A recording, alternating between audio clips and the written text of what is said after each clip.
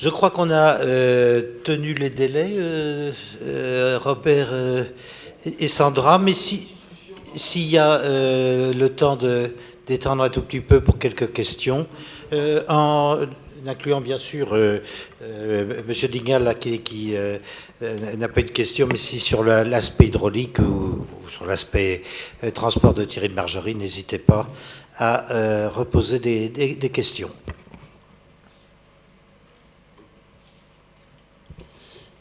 Ma question s'adresse à M. Chenet sur les petits réacteurs. D'une part, combien se coûte à peu près un joujou comme celui-là, même si je pense que les prix doivent varier considérablement en fonction des équipements qu'on met autour. Et deuxièmement, est-ce que vous pensez que ces petites unités peuvent être une réponse aux besoins d'équipements en génération d'énergie de pays en voie de développement ou de pays enclavés, qui néanmoins représentent ou sont perçus comme représentant un degré de sécurité géostratégique faible. Je pense à des pays comme la Jordanie, par exemple. Je suis désolé, je n'ai pas capté votre première question. Mais Pardon, ma première question, c'est combien coûte un petit joujou comme okay. Donc un petit réacteur. j'ai donné qu'un chiffre, celui d'un coût complet de production, la LCOE, un coût actualisé de production, à 100 € le mégawattheure, ce qui veut dire un coût d'investissement entre 5 000 et 6 000 € le kilowatt électrique installé. Ça veut dire qu'un 150 MW électrique, on se retrouve à entre 750 et 1 milliard en coût d'investissement. Bon, c'est conséquent, mais c'est accessible pour beaucoup de pays et d'opérateurs électriciens. À qui, effectivement, on s'est posé la question, on a fait une analyse un petit peu du marché en prenant finalement l'ensemble des pays de la planète, en essayant de les filtrer. Bon, d'abord, signataire ou pas du traité de non-prolifération, forcément, et du traité additionnel. Quel est le discours politique vis-à-vis du nucléaire? Et puis, surtout, on a pris en compte un certain nombre de critères économiques. Il y a des indicateurs qui proviennent de la COFAS ou The Economist ou d'autres qui permettent de juger de la solvabilité ou de la capacité pour un certain nombre de pays. Je parle bien de pays en général primo-accédants, c'est-à-dire qui n'ont pas aujourd'hui de nucléaire, à qui pourraient s'adresser ces CSMR. La Jordanie, par exemple, quand je vois la Jordanie s'intéresser à un réacteur de 1000 MW électriques, je ne comprends pas. Ce n'est pas du tout le niveau de puissance qui convient à un pays comme la Jordanie. Alors, à l'inverse, évidemment, l'accès au nucléaire par des réacteurs de ce niveau de puissance aurait un sens pour la Jordanie. Bon, il y a un certain nombre de pays, effectivement, la fiabilité dans le temps, la sécurité, enfin, rentre en ligne de compte puisqu'il s'agit d'investissements nucléaires. Alors, on n'a pas parlé de non-prolifération, mais j'ai quand même insisté pour dire qu'il s'agit de réacteurs eau pressurisés. C'est la filière nucléaire la moins proliférante du monde. Donc, dans nos réacteurs, on utilisera un combustible strictement identique, à hauteur près, à celui des grandes centrales. Donc, avec des enrichissements également limités à 5%. Je veux dire, il n'y a pas de problème de prolifération créé par cette filière, puisqu'encore une fois, c'est la même filière. Après, on me rétorque, oui, mais on va dispatcher, distribuer, construire un nombre conséquent de réacteurs sur la planète. Oui, il faut les contrôler. D'abord, il faut effectivement choisir les pays qui sont capables d'accepter du nucléaire. Et après, oui, il y a des contrôles internationaux. L'AIEA, peut-être, doit jouer son rôle et pleinement son rôle. Mais je ne vois pas pourquoi on réserverait le nucléaire aux seuls grands pays capables d'accéder au nucléaire. Je pense qu'il y a un certain nombre de pays qui sont politiquement corrects, économiquement corrects, qui peuvent avoir accès à une source d'énergie décarbonée en complément de leur mix énergétique.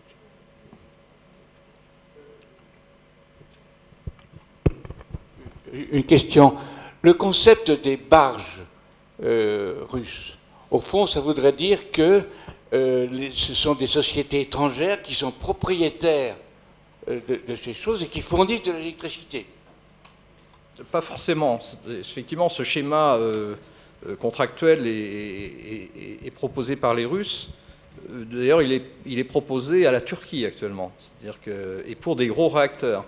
Leur proposition, c'est de dire, eh bien, écoutez, nous, on s'occupe de tout. On fournit, on finance et on opère l'installation et vous nous garantissez l'achat de l'électricité à des montants de temps. D'ailleurs, au passage, c'est ce que fait EDF, qui est opérateur en Royaume-Uni avec le gouvernement britannique. Avant de construire 2 EPR, ils ont cherché ce qu'ils ont aujourd'hui, des garanties d'achat de l'électricité à tel niveau. Mais la question, elle est différente, effectivement. Est-ce que ces schémas, donc ce schéma peut s'appliquer, oui, à une barge, où finalement je propose à un pays de vendre de l'électricité? Moi, je pense que ce schéma est possible à condition que le pays reste souverain en termes de sûreté nucléaire. C'est-à-dire que ça n'empêche pas qu'un opérateur étranger vienne opérer, exploiter une centrale nucléaire dans un autre pays, mais il doit être strictement contrôlé par une autorité de sûreté à mettre en place dans le pays et qui doit être souveraine.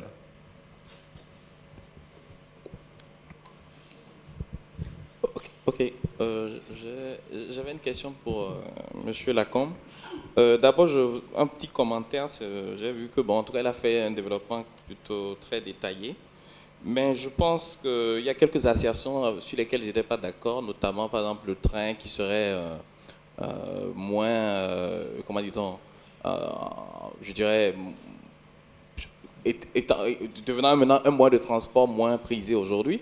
Moi, je pense quand même que c'est plutôt maintenant, vu les contraintes que vous avez évoquées vous-même concernant les routes, que le train est en train de devenir un moyen de transport de marchandises très intéressant, notamment par exemple en Afrique de l'Ouest, où un vaste projet, notamment sur financement de l'Union européenne, est en train de se mettre en place avec une boucle qui va relier par exemple les ports, parce que justement c'est ça que j'attendais, voir les ports de Cotonou au port d'Abidjan et également au port de Lomé, et qui est, comme on l'avait déjà évoqué, dont les drivers étaient notamment les explorations minières, notamment du Niger en uranium et tout ça pour l'évacuation par le port de Cotonou. Et aussi, je sais qu'il y a dans certains pays, notamment le Bénin, encore je donne cet exemple, concernant la mise en place de nouvelles stratégies de développement du transport rural. Parce que c'est devenu un véritable problème et chacun de ces pays met en place une stratégie de développement du transport rural qui est bâtie autour des communes, donc dans le cadre de la décentralisation dans ces pays et qui permet de plus en plus donc, de favoriser la mobilité en milieu rural, quoi. Voilà. Et pour finir, juste sur ça, je sais aussi que les routes, le souci qu'il y a aujourd'hui, avant le financement pour les routes, voilà, c'était un peu l'Union européenne, etc., qui finançait une bonne partie des routes. Mais depuis quelques années, les routes sont sorties des domaines de concentration, si bien qu'aujourd'hui, les routes, c'est plus les Chinois, etc., qui les financent en Afrique et tout. Donc, voilà, je ne sais pas, je voudrais quand même avoir un commentaire par rapport, si vous avez une idée par rapport aux conséquences de ce shift-là et tout. Pardon. Vous avez une connaissance de la situation qui est forcément au moins aussi bonne que la mienne. Ce que j'ai dit dans ma présentation, c'est essentiellement ce qui ressort d'une synthèse assez détaillée de ce que dit la Banque mondiale et de ce que dit l'Union européenne, plus quelques experts, chercheurs scientifiques qui essaie de modéliser un petit peu les perspectives d'évolution. Donc, ce n'est pas un point de vue personnel, et je pense que vous avez raison. Concernant le transport ferroviaire, il n'est pas identifié comme étant inimportant. Et on voit bien que l'entretien des voies est entre autres complètement recommandé. Je n'ai pas du tout insisté dans l'aspect transport, sur le transport des minerais et des ressources naturelles vers les ports, qui sont une activité importante des ports. J'ai plutôt, sur les ports, mis l'accent sur les ports d'échange de marchandises, donc plutôt sur le trafic de conteneurs que sur le trafic des matières premières, qui est un commerce un peu singulier, parce que c'est du commerce qui ne se fait que dans un sens, alors que les autres éléments du commerce sont plutôt des commerces qui sont bilatéraux, c'est-à-dire qu'on essaie de charger dans un sens et de charger dans l'autre. Concernant ce qui se fait dans les populations rurales, vous avez complètement raison. Clairement, il y a une grande richesse de programmes qui sont proposés, qui sont très liés à des initiatives locales. Ce que j'ai indiqué simplement, c'est qu'il y avait eu des accords politiques d'un très très haut niveau pour essayer de converger vers des éléments de progrès qui étaient identifiés comme prioritaires par les différents responsables politiques de plusieurs pays, et que donc il y avait peu à peu une prise de conscience qui hiérarchise d'une certaine manière les différentes étapes des progrès à faire. Oui, une question. Oui, ma question portait aussi sur cette excellente synthèse que vous avez faite de ce qu'on peut savoir sur les transports et qui décrit, me semble-t-il, une situation extrêmement grave et qu'il est difficile d'améliorer puisque 80%, vous avez dit 80% des transports passent par la route. Et donc, c'est l'élément essentiel. Et le problème que vous avez décrit est finalement un problème politique, un problème d'organisation. Et vous avez décrit une situation qui semble quasi mafieuse sur les routes. Donc, c'est quelque chose qui doit donner lieu à une campagne de sensibilisation. On ne peut pas laisser les choses dans cet état parce qu'il est parfaitement évident que des pays qui sont soumis à ces difficultés ne peuvent pas se développer normalement. Donc, y a-t-il une campagne? Y a-t-il une émotion de l'opinion? Est-ce qu'on fait quelque chose? Je pense que oui, puisque les éléments, ces informations-là, je les ai essentiellement extraites d'un rapport de la Banque mondiale qui tendait essentiellement à démontrer que tout le discours qui avait lieu sur le fait qu'il fallait encore améliorer les routes, l'état des routes, était un discours fallacieux parce que cet état des routes n'avait pas de réel lien avec les prix de transport et que le problème n'était pas le coût des transports, mais le prix des transports. Et si la Banque mondiale décide d'éditer un rapport aussi explosif, c'est qu'elle a quelque part, à mon avis, la volonté de négocier et d'obtenir ce qu'elle préconise, qui est d'avoir en Afrique de l'Ouest et en Afrique centrale des modes de négociation entre les États enclavés et les États qui contiennent les ports, qui s'inspirent davantage de ceux qui existent en Afrique australe et qui permettent d'introduire la compétition. Et, pour moi, l'indicateur le plus intéressant, c'était le parc des camions.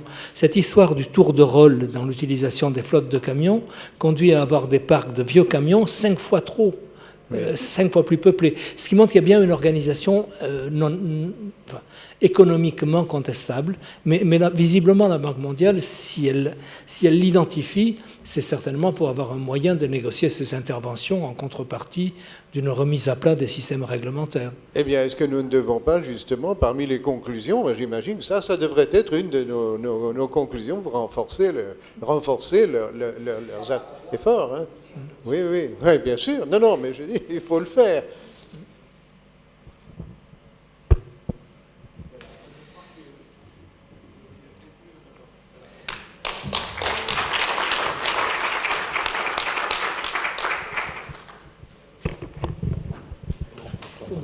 On y va.